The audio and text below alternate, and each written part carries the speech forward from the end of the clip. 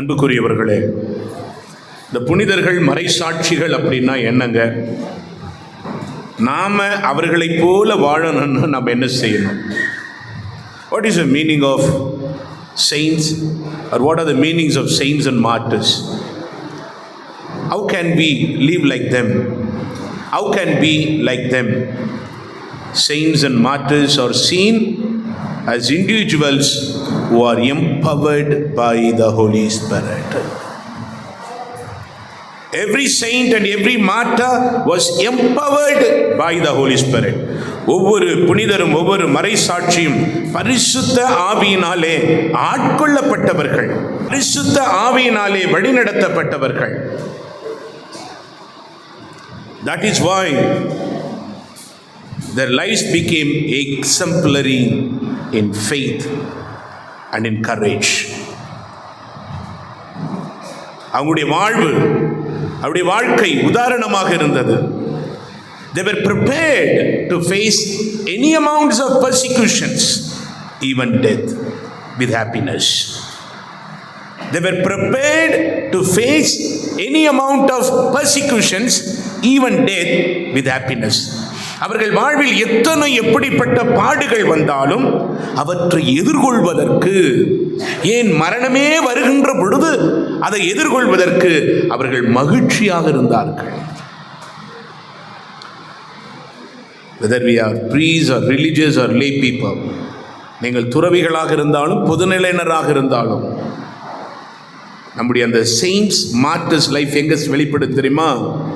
நம்முடைய வாழ்க்கையில் பிரச்சனைகளும் சவால்களும் வருகின்ற பொழுது, எதிர்வினைகள் வருகின்ற பொழுது, அதை தைரியமா விசுவாசத்தோட எதிர்கொள்கிறோமே, அங்கே நாமும் புனிதர்களாய் புனிதைகளாய் மறைசாட்சிகளாய் மாறுகிறோம். In our own lives, when we face crisis and chaos, when we face challenges and problems and sufferings, we face them with courage. We face them with happiness, and no problem, no crisis, no chaos, no trial, no tribulation, no temptation, no challenge can destroy or disturb or discourage us. Then there we become the martyrs and the saints. நம்முடைய வாழ்க்கையிலே வரக்கூடிய எதுவும் நம்மை அழிப்பதில்லை, அழிக்க முடியாது, நாசப்படுத்திட முடியாது, காயப்படுத்திட முடியாது, ஒன்றுமில்லாத நிலைக்கு நம்மை அழைத்து சென்று விட முடியாது. அந்த இடத்துல தாங்க நான் புனிதன், அந்த இடத்துல தான் மறைசாட்சியா மாறுறேன். Every wife is a martyr, every husband is a martyr. அந்த கணவன் என்ன சொன்னாலும் திட்டிருப்பான், நைட்டெல்லாம் கட்டு வார்த்தையா போட்டிருப்பான். அடுத்த நாள் காலையில சூடா இட்லி செய்து கொடுப்பா பாருங்க, அடுத்த நாள் தோசை செய்து கொடுப்பா பாருங்க, பூரிய அப்படியே பெருசா உருவான மாதிரி கொடுப்பா. அவன் பாப்பா ஒரு முறைப்பான், பாத்தியா மனைவிக்கு சூடு இல்லை சொரணை இல்லை, அவ மறை சாட்சியா, அவ புனிதையாய் வாழ்ந்து கொண்டிருக்கிறாள், விசுவாசத்தில் அவ வேரூண்டி இருக்கிறாள். அதனாலதான் காலையில சூடா இட்லி வைக்கிறா. அவ புனிதையாய் இல்லைன்னா இட்லியோட கொஞ்சம் விஷத்தை சேர்த்து வச்சிருப்பா. The wife is a saint and a martyr because the whole night husband would have scolded with all bad words.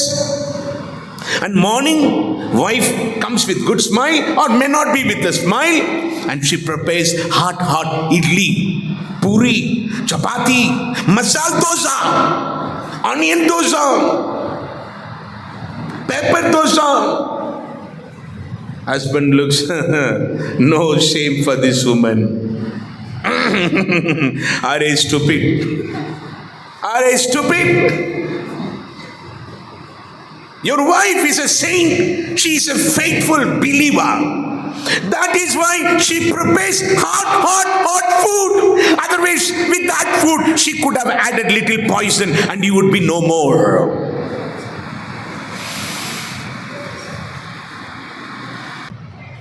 I appreciate my sister-in-law. எங்கள் அண்ணி நான் என் மைனை ரொம்ப அப்ரிஷியேட் பண்ணுவேன். She was suffering from multiple sicknesses. She had too many problems in her health. In the evening, till evening, she would not be able to get up. மாலை வரையிலும் அவங்களால எழும்ப முடியாது, கஷ்டம், கால் கையெல்லாம் வீங்கி போயிருக்கும். After 5 she would get up slowly. மெதுவாக எழும்புவாங்க, முகல்லாம் வாஷ் பண்ணுவாங்க, குளிப்பாங்க, நல்ல தலை வாரி பூ வச்சுக்கிட்டு கஷ்டப்பட்டு சேரில் உட்காந்துட்டு இருப்பாங்க. தன் கணவன் வந்த உடனே, வாங்க, ப்ளீஸ் கம், ப்ளீஸ் கம். அந்த அம்மா அங்க ஒரு மறைசாட்சிங்க, அந்த அம்மா அங்க ஒரு புனிதை.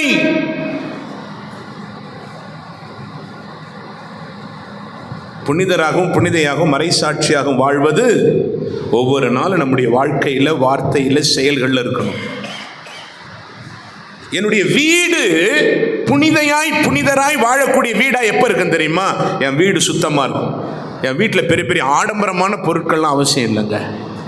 It is not necessary that I have to keep expensive things in my room. It's not necessary.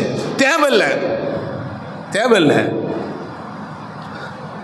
மகிழ்ச்சியாய் வாழ்வதற்கு ஆடம்பரம் முக்கியம் இல்ல, அழகான இதயம் தாங்க முக்கியம், அன்பான இதயம் தான் முக்கியம். To live a happy life, we don't need luxurious things. We need good-hearted people and loving-hearted people. அன்பான இதயங்கள் இருக்கணும். எனக்கு பாம்பேவில் ரொம்ப பிடித்த ஒன்று, நம்முடைய தமிழ் மக்கள் வாழக்கூடிய இடம். In Bombay, I visited hundreds of Tamil families or thousands of Tamil families. அவங்க வீடு எவ்வளோ பெருசு இருக்குன்னு தெரியுமா? 10க்கு 12 இல்லை 10க்கு 15, அவ்வளோதான். Small space. அந்த வீட்டில் டைனிங் டேபிள் இருக்கும். Everything is neat and clean. Everything is set well. Everything is organised well. Because cleanliness is next to godliness. கடவுள் என் வீட்டில் இருக்கணும்னா என் வீடு சுத்தமா இருக்கணும். என் வீடு சுத்தமா இல்லைன்னா சுத்தமான ஆண்டவர் அங்க இருக்க முடியாது. If my house is not cleanliness, if it is not clean, my God can never ever come and sit there. திடீர்னு உங்களுக்கு சொல்றாங்க, நாளைக்கு நீங்க வேலை செய்யக்கூடிய கம்பெனி, இன்டர்நேஷனல் கார்ப்பரேட் கம்பெனி, அதனுடைய MD, managing director is going to come from America to your place. உங்கள் வீட்டில் தான் லஞ்ச் எடுக்க போகிறாரு. என்ன செய்வீங்க? நைட்டும் பகலுமா உருண்டு புரண்டு எல்லாத்தையும் க்ளீன் பண்ணி, ஆமாம், சுத்தப்படுத்தி வைப்பீமா வைக்க மாட்டோமா?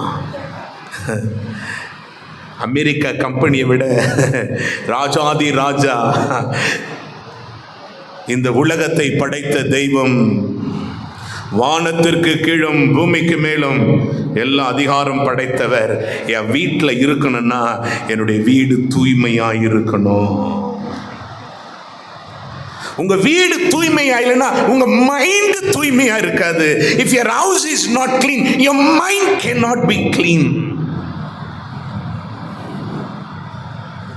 If a person is going on wearing dirty clothes, his mind, everything will be dirty. Spirituality is not something in imagination. ஆன்மீகம் என்பது நம்முடைய கற்பனையில், கனவில் அல்ல. Spirituality is part of our life. It is our life. It is a journey that we travel. நம்முடைய வாழ்வில் நாம் வாழக்கூடிய பயணம் அது. ஒரு சிலர்லாம் பாருங்க, வெளியில போகும்போது மேக்கப் பண்ணிட்டு பெர்ஃப்யூம்ல அடிச்சுட்டு பிஸ் பிஸ் பிஸ் ரொம்ப ஸ்டைலா அப்படி வருவாங்க. அப்படியே வரும்போது ஒரு பிளசன்ட் ஸ்மெல். வீட்டுக்கு போய் பாருங்க, துணி அப்படியே குப்பையாக இருக்கும். டிங் டிங் டிங் டிங் டிங் டிங் டிங் டிங் டிங்.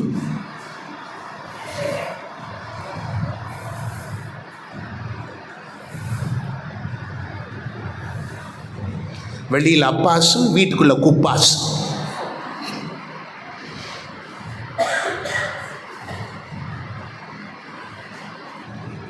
Every saint, every martyr individually was empowered by the Holy Spirit.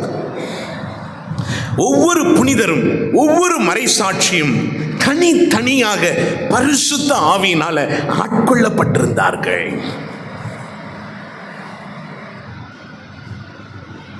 If we want to face anything and everything, we need the Holy Spirit. Till 1996, I never ever imagined that I would be preaching about the Holy Spirit. I never ever imagined that I would be shouting like this. No. In fact, I never ever liked people when they praise and shout hallelujah. 96ஆம் ஆண்டு வரையில் என் வாழ்க்கையில் எனக்கு பிடிக்காத ஒன்று அல்லேலூயா என்ற வார்த்தை. இந்த கூட்டத்துக்கெல்லாம் போனால் பின்னாடி என் ஃப்ரெண்ட்ஸ் நின்று கேலி கிண்டல் பண்ணிடுவேன். இமோஷனலி இம்பேலன்ஸ் பீப்புள் கத்திக்கிட்டு இருக்கான் பாரு, என்ன கூச்சல் போடுறான் பாரு.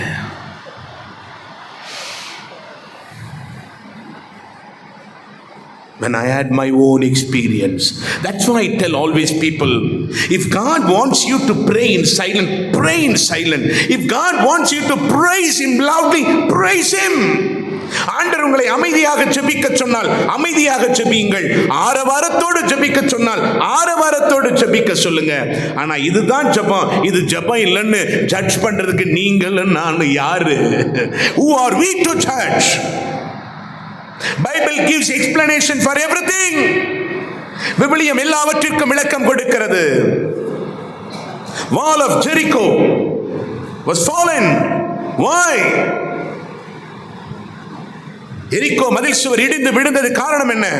யோசுவா 6:5 எடுத்து வாசித்து பாருங்கள். யோசுவா புத்தகம் 6:5. யோசுவா சொல்லுவார், make a shout with a great shout. ஆங்கிலத்தில் பார்க்குற எப்படி? make a shout with a great shout. ஒரு சத்தம், அது பெரிய சத்தமாக இருக்க வேண்டும். அப்படி அந்த பெரிய குரல் எழுப்புகின்ற பொழுது உலகத்தை பயமுறுத்தின எரிகோ மதில் சுவர் இடிந்து விடும்.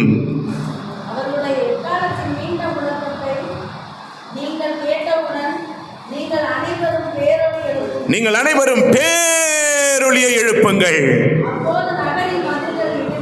பாத்தீங்களா? ஆண்டவர் சொல்லுவார், நீங்க எல்லாருக்கும் தெரிகிற மாதிரி அப்படியே என்னப்பா, ஐ எம் ஃபாஸ்டிங், உபவாசத்தில் இருக்கிறேன். ஒரு ஃபாதர் சொல்லுவார், குக்காண்டது கேட்பார், அம்மா என்ன இன்னைக்கு சாப்பாடுன்னு கேட்பார், உப்புமா. உடனே அவர் பிரதராண்ட சொல்லுவார், today I am fasting. Upma வந்தா அவர் என்ன ஆயிடுவாரு? ஃபாஸ்டிங். ஆமா. என்ன ஃபாதர் சாப்பிடலையா? Father I am fasting today. ஆமா.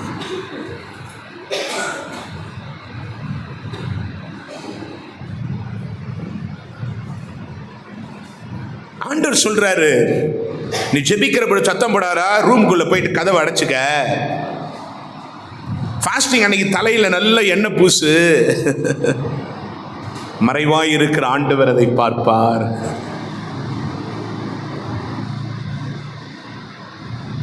I love this passage. I love this passage. எனக்கு ரொம்ப பிடித்த ஒரு பகுதி. திருப்பாடல் 47 1 ஒருத்தர் நிறுத்தி நிதானமா வாசிங்க பார்க்கலாம். Psalm 47 verses from 1. Please underline every word, every line, every sentence because it has got a revelation. அன்புக்குரியவர்களே, ஒவ்வொரு பகுதியை வாசிங்க, ஒவ்வொன்றையும் கோடிட்டு பாருங்கள். காரணம் இதிலே ஆண்டவருடைய மகா பெரும் வெளிப்பாடு இருக்கிறது. இதை உணர்ந்துட்டோம் அப்படின்னு சொன்னா தெளிவாயிடுவோம். ஆமென். மக்களினங்களே களிப்புடன் கை கொட்டுங்கள். எப்படியா? எப்படி எப்படி எப்படி எப்படி? களிப்புடன் கை கொட்டுங்கள்.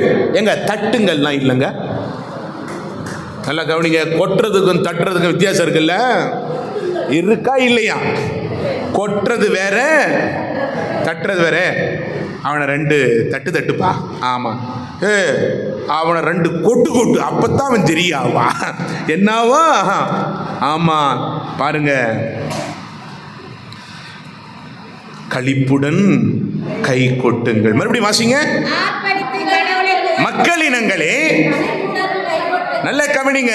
It is not for an individual, it's not for a religious, it's not for the priest or sister, it's for everybody.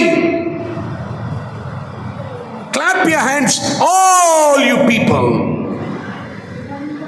எல்லோரும் என்ன செய்யுங்க? Clap your hands, all you peoples. Everyone, everybody. அத களிப்போட கை தட்டணும், கொட்டணும். When you sing, the Holy Spirit should long to come and fill us and fill you.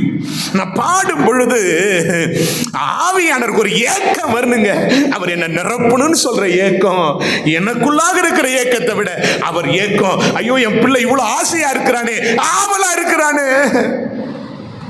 The Holy Spirit should feel thirst and desire, longingness to come and fill us.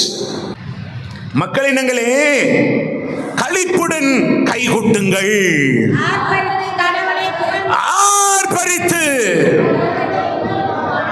ஆர்ப்பரித்து கடவுளை, ஆமா, shout to God with loud songs of joy. Shout to God. ஆண்டவரை நோக்கி ஆர்ப்பரிக்கணும். ஒரு அம்மா teacher Tirunelveli மாவட்டத்தில் இருந்து வரா. அவர் சொல்கிறா, மகனே நீ தியானத்துக்கு வர வேண்டாம், நீ சின்ன பையன், 5th standard தான் படிக்கிற. Mother said, I don't want you to come for the retreat because you are a small boy. It was a tabas retreat. tabas தியானம் 3 நாட்கள் சாப்பாடு, டீ, காஃபிலாம் இருக்காது. But அம்மா சொல்றான், my son, I don't want you to come because you are a small boy. You are studying 5th standard. இங்க பாரு மக்களே, நீ வேண்டாம், 5ஆம் வகுப்பு படிக்கிற, நீ வேண்டாம். அவன் சொன்னான், அம்மா என்ன நினைச்சிட்டு, என்ன தாய் 8 அடி பாஞ்சா குட்டி. If you are able to jump and cross 8 feet as a mother and as a child, I would cross 16 feet. நான் வருவேன். What I could not believe was this 10 years old boy, 10 வயது அந்த சிறுவன், கடைசி நாள் அவன் ஜெபிக்கிற பொழுது ஆவியினால் நிரப்பப்படுகிறான். And the last day was praying. The Holy Spirit came and filled him and he started praising. Ora lara baba akarabani diralara urushababa litarakarabanadiraba. அவன் துதிக்கிறான், ஆவியில நிரம்பி ஜெபிக்கிறான், அக்கினியினால அவன் ஆட்கொள்ளப்படுகிறான். 10 years boy.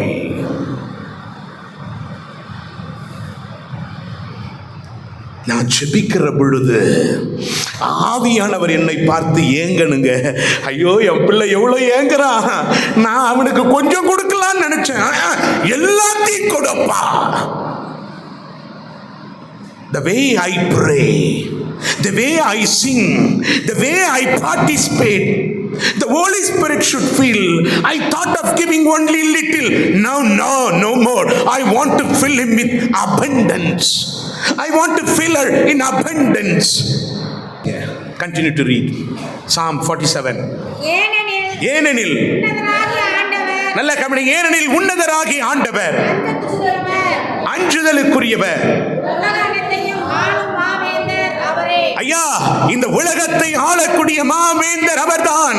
When I praise him, he is a mighty God who rules the whole universe. I praise him, I magnify him, I glorify him. When I praise him and I glorify him, I praise the one who is the Almighty, rules the whole universe. அவர் உலகம் யாவற்றையும் ஆளக்கூடியவராக இருக்கிறார். அவரை தாங்க நான் போற்றுகிறேன், அவரை தாங்க நான் புகழறேன், மனிதனை அல்ல. நான் பிரதரா இருக்கிற பொழுது, when I was a brother, I used to take the children to the mountains. பக்கத்தில் இருக்கிற மலைகளுக்கு பிள்ளைகளை கூட்டிட்டு போவோம், அவங்கள நல்லா விளையாட வைப்போம். We used to make them to play. At the end we used to give them snacks. கடைசியில் அவங்களுக்கு தின்பண்டங்கள் கொடுப்போம், நொறுக்கு தீனி கொடுப்போம். அதெல்லாம் முடிச்சுட்டு I used to speak to them about the love of God, suffering of Jesus. அவர்களுடைய கடவுளுடைய அன்பையும் இயேசுனுடைய பாடுகளை குறித்து பேசுவோம். இந்த பிள்ளைகளை அப்படியே எடுத்து அவங்களை அப்படியே செபிக்க வைத்து அடைத்து செல்வோம். அப்போ அங்கே ஒரு பையன், there was a boy without shirt, சட்டெல்லாம் இல்லை. அவன் பார்க்குறான், அப்படி பார்ப்பான், கிக்கின்னு சிரிப்பான். எனக்கு ஒரே கோவம், கொன்னே போடுவேன். ஆமாம், போ இல்லைனா கண்ணை மூடு அப்படின்னு. அவன் அப்படியே கீழே குனிச்சிட்டான். He bent down, he never saw me again. நான் அவனை பார்க்கல. Retreat was over, ஜெபம் முடிஞ்சிட்டு. ஆனால் அங்கே ஒரு அழுகுரல் கேட்டுக்கிட்டே இருக்கு. Someone was crying. Everybody stopped praying, but this boy was crying. எல்லாம் ஜெபத்தை முடிச்சிட்டாங்க, ஆனால் அந்த சின்ன பையன் அழுதுகிட்டே இருக்கான். அழுது அவனுடைய சரீரமெல்லாம் கண்ணீரால் நிரம்பி இருக்கிறது. நான் பக்கத்தில் போய் கேட்டேன், hey, what happened? Why are you crying? என்னாச்சு, ஏன் அழுற? அவன் சொன்னான், I saw your Jesus. நான் உங்கள் இயேசுவை பார்த்தேன். He spoke to me. அவர் என்னோடு பேசினார். Today only I came to know your Jesus also is like me, a shepherd boy, shepherd man. இன்றைக்கு தான் எனக்கும் தெரிஞ்சது, உங்கள் இயேசு கூட என்ன போல ஒரு ஆடு மேய்க்கிறவர். கையில் தடி வச்சிருந்தாரு. He spoke to me about my life. சின்ன பையன், ஆடு மேய்க்கிற பையன், படிப்பில்ல, அவனோட ஆண்டவர் பேசினாரு. God spoke to him. God spoke to this shepherd boy. What does it mean? If God can speak to that shepherd boy, God will speak to you and me. அந்த ஆடு மேய்க்கிறவனோடு ஆண்டவர் பேசுவார் என்றால் நம்மோடு அவர் பேசுவார். அவன் கத்தோலிக்க கிறிஸ்தவன் அல்ல, ஒரு இந்து பிள்ளை.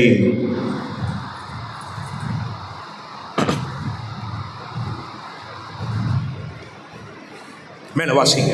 வேற்று மக்களை நமக்கு அடிபணிய செய்தவர், அந்நிய நாடுகளை நம் கால் பணிய வைத்தார், நம் உரிமை சொத்தை அவர் நமக்கு தேர்ந்தெடுத்தார். நல்ல கவனிங்க. whatever you have lost, he would give us back.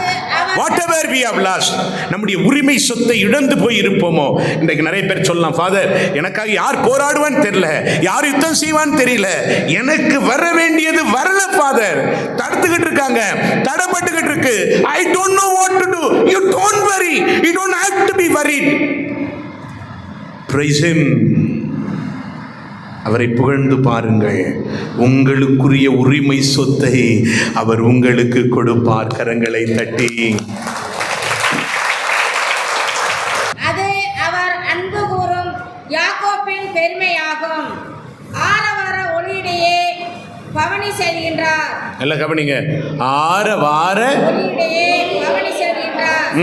கடவுள் எக்காலம் முழங்குகிறவே உயரே ஏறுகின்றார். நல்லா கவனிங்கம்மா. whenever I praise him, whenever I use the trumpets and instruments,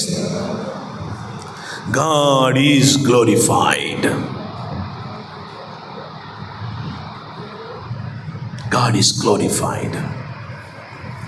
நான் அவர் ஆராதிக்கின்ற பொழுது, எக்காலம் முழங்குகின்ற பொழுது அவர் உயரே செல்கிறார்.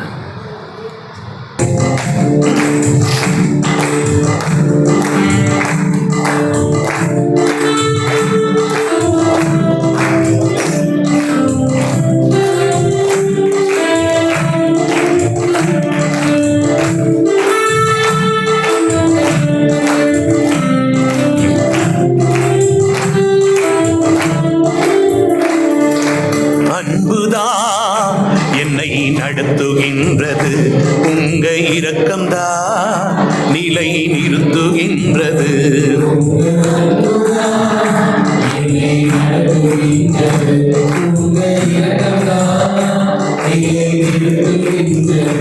உங்க அன்புதான் என்னை நடத்துகின்றது, உங்க இரக்கம்தான் நிலை நிறுத்துகின்றது.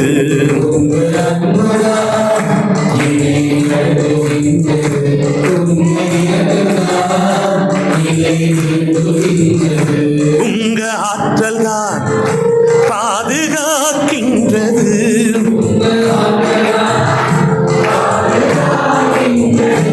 உங்க ஆற்றல் தான் பாதுகாக்கின்றது.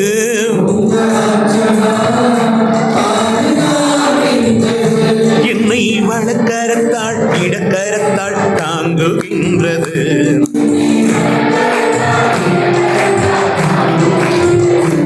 ஏசையா ஏசையா ஏசையா ஏசையா ஏசையா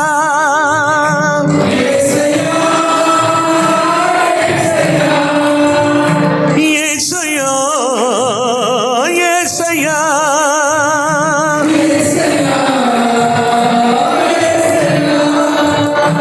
உங்க அன்புதான் என்னை நடத்துகின்றது, உங்க இரக்கம்தான் நிலை நிறுத்துகின்றது.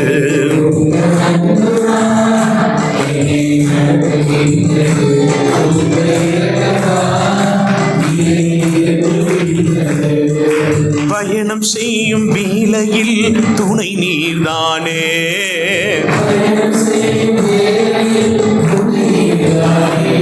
நான் பயணம் செய்யும் வேளையில் துணை நீர்தானே.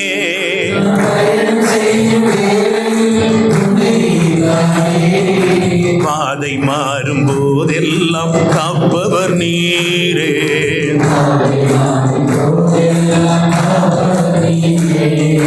பயணம் செய்யும் வேளையில் துணை நீர்தானே.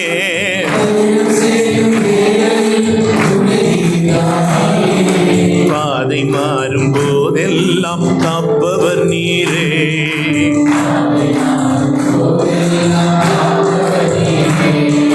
கண் கலங்கி நிற்கும் போது வருவாய் நீயே,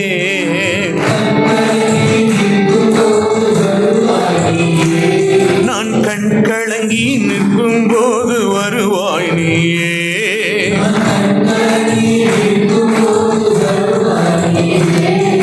கரம் பிடித்து நடத்தி செல்லும் தெய்வம் நீரே.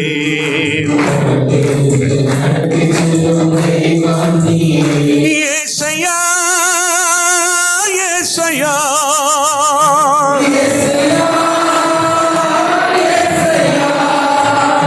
ஏசையா ஏசையா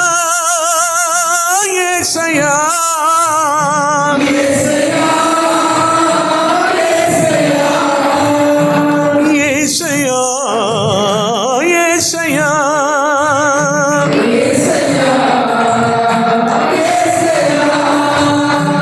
உங்க அன்புதான் என்னை நடத்துகின்றது, உங்க இரக்கம்தான் நிலை நிறுத்துகின்றது. சொல்லுவோமா?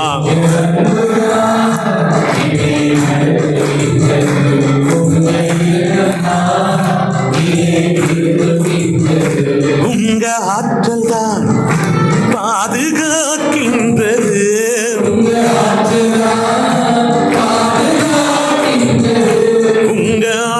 தான் பாதுகாக்கின்றது.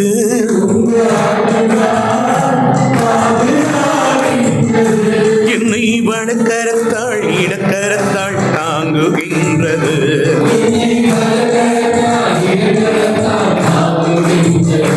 ஏசையா ஏசையா ஏசையா ஏசையா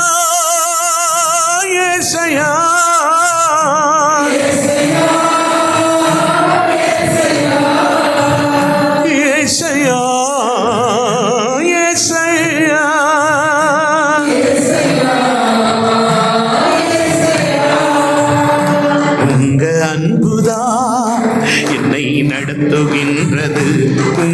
இரக்கம்தா நிலை நிறுத்துகின்றது.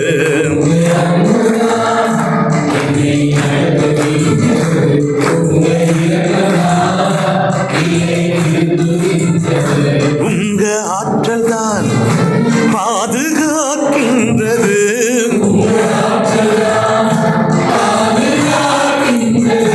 என்னை வலக்கரத்தால் இடக்கரத்தால் தாங்குகின்றது.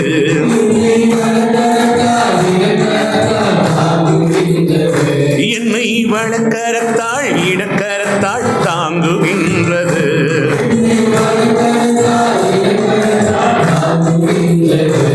ஏசையா ஏசையா ஏசையா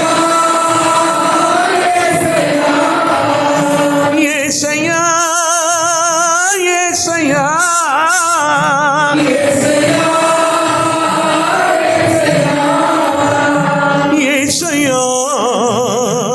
ஏசையா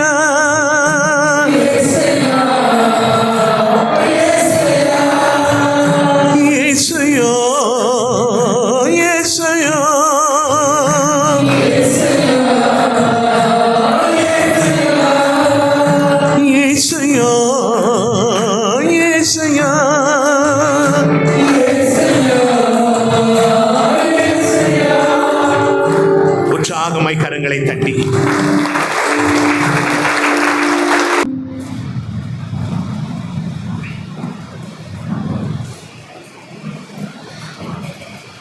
மார்க் 13:11 மார்க் நற்செய்தி 13:11.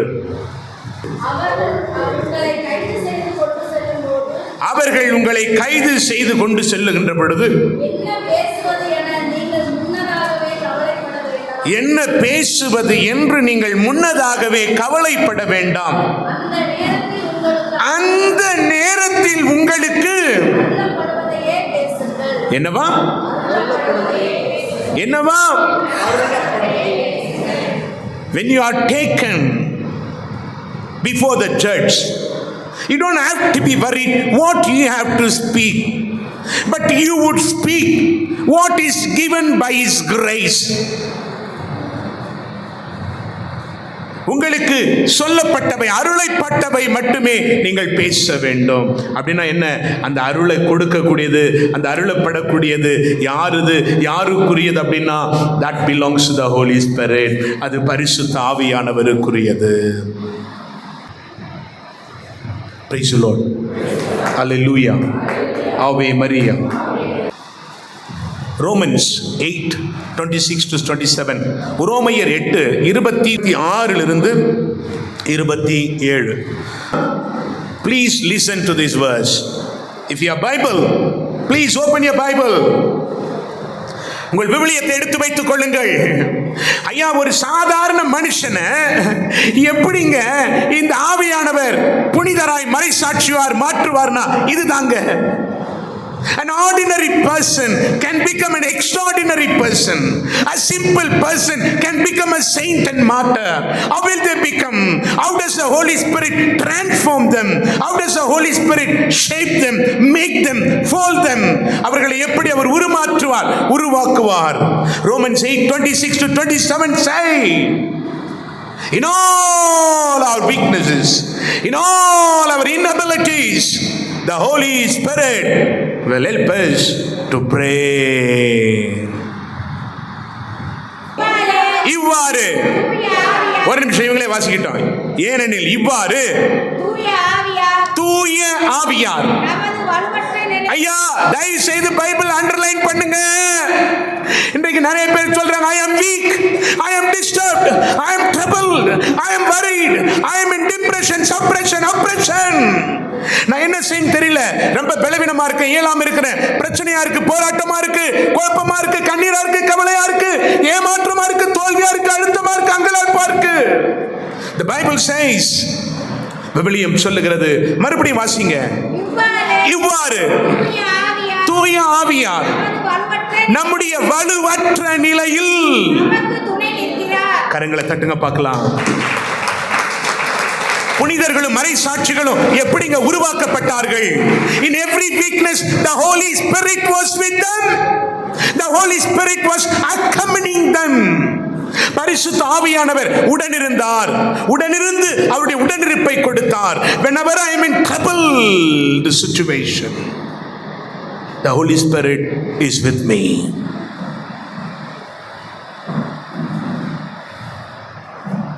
மறுபடியும் வாசிங்க அதையே. இவ்வாறு தூய ஆவியார் நல்லா கவனிங்கம்மா, நம்முடைய வலுவற்ற நிலையில் this is how the Holy Spirit stays with us in all our weaknesses. அவனா என்ன அர்த்தம் தெரியுமா? நான் எப்பெல்லாம் பலவீனமாக இருக்கிறேனோ, எப்பெல்லாம் இயலாமையில் இருக்கிறேனோ, அப்பெல்லாம் என் கூட ஒருத்தர் இருக்காருங்க. அவர் தாங்க பரிசுத்த ஆவியானவர். Whenever I am weak, whenever I am broken, whenever I am troubled, there is someone is always present in my life. He is beside me, before me, behind me, above me.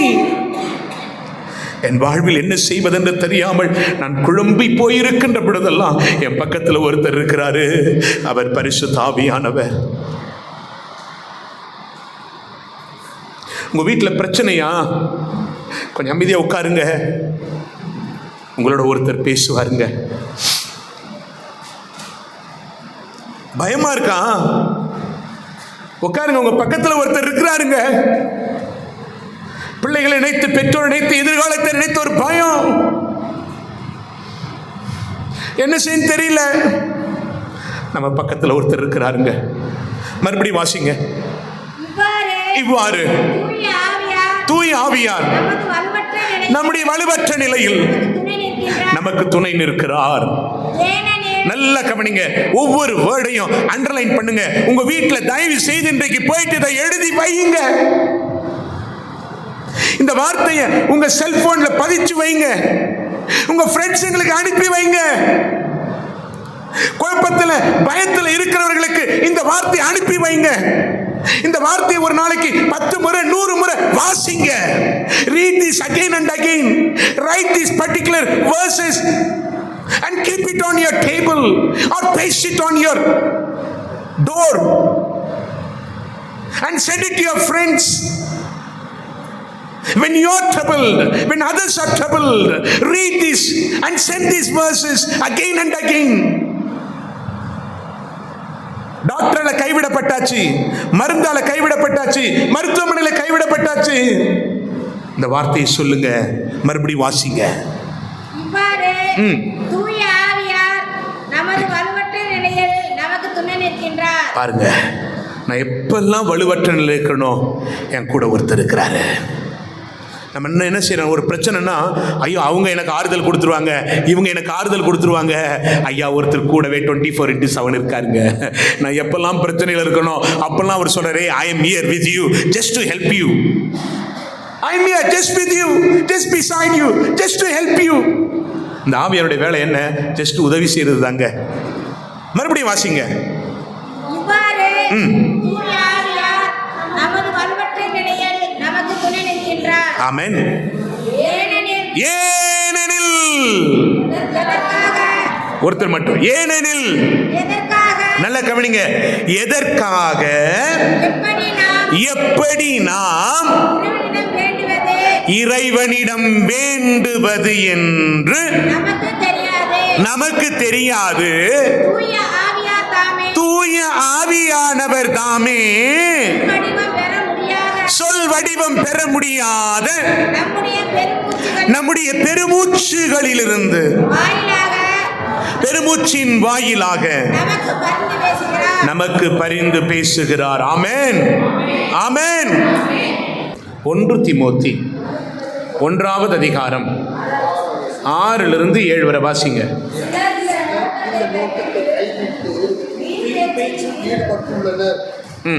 அவர்கள் திருச்சட்ட போதகர்களாக இருக்க விரும்புகின்றனர். தாங்கள் என்ன கூறுகின்றார்கள் என்பதையும் எவற்றை வலியுறுத்துகிறார்கள் என்பதையும் அறியாமல் இருக்கின்றார்கள். நல்ல கவனிங்க. If you want to be the leader, if you want to be a guide, நீங்கள் பலருக்கு உதாரணமாக இருக்குன்னு நினச்சிங்கன்னா முதலாவது செய்ய வேண்டியது இந்த வீண் பெருமையும் வீண் பேச்சும்.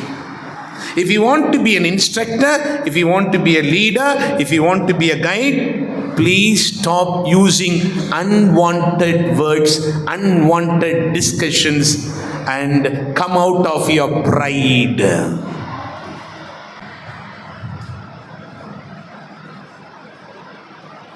ஒரு சிலருக்கு பிரச்சனையே என்ன தெரியுங்களா?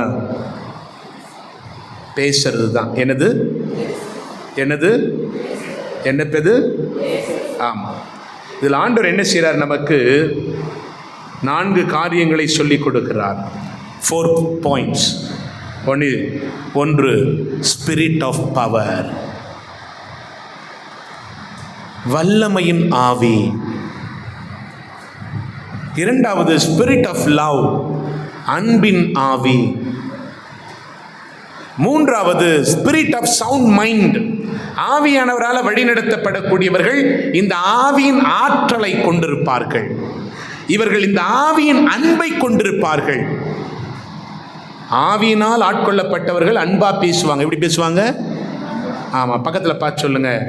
ஆவியினால் ஆட்கொள்ளப்பட்டால் அன்பா பேசுவாங்க. If you are filled by the Holy Spirit, சொல்லுங்க, if you are filled by the Holy Spirit, you will speak with love. You will speak with love and concern. Spirit of power. ஆவியினால் ஆட்கொள்ளப்பட்ட மனிதனுடைய வாழ்வில் அந்த ஆவியின் ஆற்றல் இருக்கும். இரண்டாவது spirit of love, ஆவியின் அன்பு இருக்கும். அந்த அன்பிலே பொறுமை இருக்கும், கனிவு இருக்கும், விட்டு கொடுக்கிற நிலை இருக்கும், தாழ்ச்சி இருக்கும், தன்னடக்கம் இருக்கும், வீண் பெருமை இருக்காது. Spirit of sound mind. அவங்க மைண்ட் தேவையானது தான் சொல்லும், தேவையானது தான் யோசிக்கும், தேவையானவற்றை தான் செயல்படுத்தும். Sound mind. நான்காவது ஸ்பிரிட் ஆஃப் இன்ஸ்ட்ரக்ஷன்ஸ். என்னது? இந்த ஆவியானவர் என்னை வழி நடத்துவார். ஒரு மனிதனை இந்த ஆவியானவர் ஆட்கொண்டிருக்கிறார் என்றால் ஸ்பிரிட் ஆஃப் பவர், ஆவியின் ஆற்றல் அந்த மனிதனில் செயல்படும். இரண்டாவது ஸ்பிரிட் ஆஃப் லவ், அந்த அன்பு வெளிப்படும். உங்கள் கணவரை, உங்கள் மனைவியை ஆண்டவரை விட்டு தூரமாக இருக்கிறவர்களை பவுலடிகளார் சொல்வதைப் போல, not by power and authority but by love I made them as my slaves. அதிகாரத்தினால் அல்ல, அன்பினால் நான் அவர்களை அடிமைப்படுத்தி கொண்டேன் என்று சொல்லி. ஐயா, அந்த ஆவியானவர் வந்துட்டா அன்பு வந்துருங்க. என்ன வந்துடும்? Price the Lord. அங்கே என்ன இருக்கும்? சவுண்ட் மைண்ட் இருக்கும். என்ன இருக்கும்? ஆமாம். அப்படின்னு என்ன அர்த்தம் தெரியுமா? Presence of God, wisdom and knowledge of God will rule us. Praise the Lord. Hallelujah, hallelujah. அப்போ என்ன ஆகும்? அந்த ஆவியானுடைய இன்ஸ்ட்ரக்ஷன்ஸ், வழி நடத்துதல் என் வாழ்க்கையில் இருக்கும். நான் என்ன பேசணும், எதை பேசக்கூடாது, எப்படி பேசணும், எப்படி பேசக்கூடாது. இந்த ஆவியானவரை முழுமையா, நல்ல கவனிங்க, இந்த ஆவியானவரை முழுமையா நான் பெற இடம் எங்க தெரியுமா? இங்கதான். இந்த பீடம் தான், திருப்பலி தான்.